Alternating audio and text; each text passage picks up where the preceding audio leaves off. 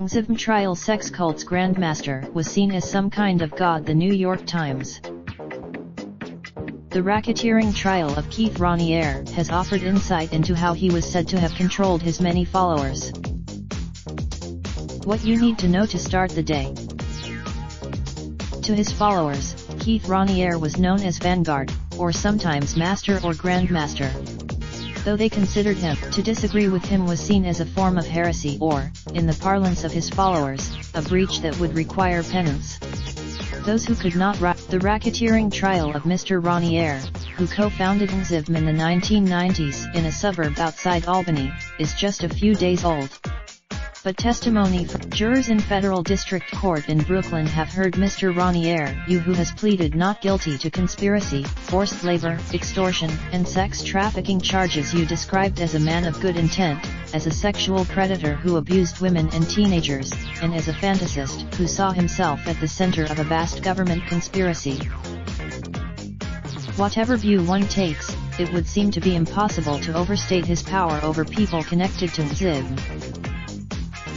I was awestruck by the kind of the what I saw as this intellectual model, a former Nxivm member, Mark Vicente, testified this week.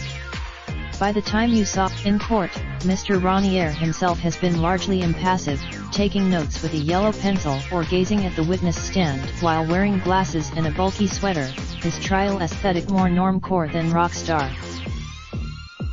He maintained that calm as a prosecutor said during opening arguments on Tuesday that some women who were part of an ultra-secret sect within Nxivm had been branded with his initials.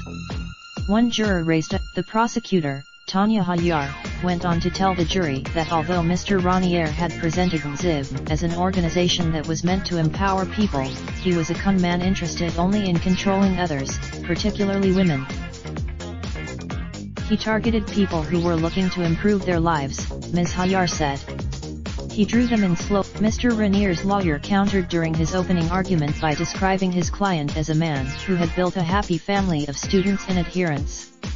People joined the group. If Mr. Raniere was sometimes hard on them, he said, it was only because that was something they had signed up for.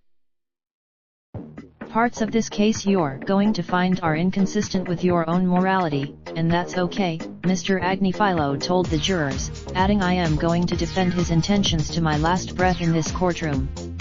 I am going to statements and testimony during the week described what Mr. Vicente called at one point the evil hiding inside the group, showing the extent of the sway Mr. Raniere exerted over followers.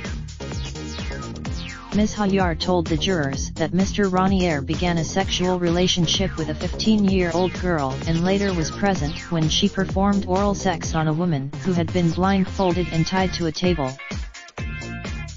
The same girl the defendant robbed of her innocence and of her childhood became a woman he used to victimize others, Ms. Hayar said. A witness who was identified in court only as Sylvie testified this week about an unwanted sexual encounter in which Mr. Raniere ordered her to lie on a bed, and then performed oral sex on her and photographed her. I thought that was what I was tasked to do, she said to explain why she followed Mr. Raniere's instructions that day.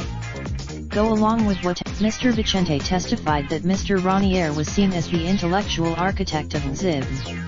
Dozens of courses. He added that those programs which included clapping, bowing, and giving thanks in unison to Mr. Raniere, included Nxivm members wearing sashes to indicate rank: white for students, orange for proctors, green for senior proctors.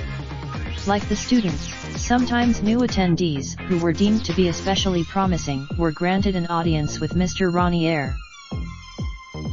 Sylvie's chance came during one of the many late-night volleyball games that were said to function as part athletic event and part celebrity stakeout, with Nxivm participants lingering near the net, waiting for Mr. Raniere to make a cameo and hoping to get a chance to speak with him. At first glance, she said, Mr. Raniere hardly appeared to have the sort of charisma his titles within Nxivm might suggest. He was, like, a short, I thought, quite creepy-looking man, she said, adding that he looked pretty normal compared to what the normal compared to the vanguard that he was supposed to be. Raindrop, drop top smoking, no cooking the hot pot. Fucking on your bitch, yeah, that. Looking up, open the park pot.